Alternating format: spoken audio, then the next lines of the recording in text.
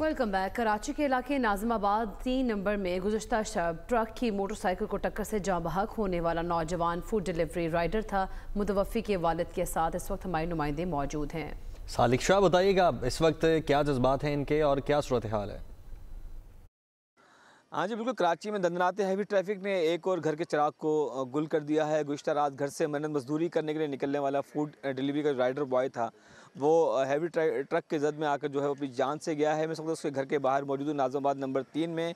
इस बच्चे के जो गमज़दा वालिद इस वक्त यहाँ पर मेरे मौजूद हैं, उनसे बात करने की कोशिश करते हैं, उससे मालूम करते हैं। भाई मैं तो 9 बजे खुद काम से आया, मेरे पास एक लड़का आ गया, बोला यार मामू आप आ जाओ, आपके साथ काम है। मुझे यहाँ लिया, बाइक पे बिठाया। मैंने बोला यार क्या मसला है, मैं तो खाना भी नहीं खाया, मसला क्या है? बोला यार वो आपका लड़के का जो है ना एक्सीडेंट हुआ है, टांग टूट गया, तो अब्बासी में हम आपको वहाँ ले जा रहे हैं। तो जब भाई मैं वहाँ गया वो तो उसमें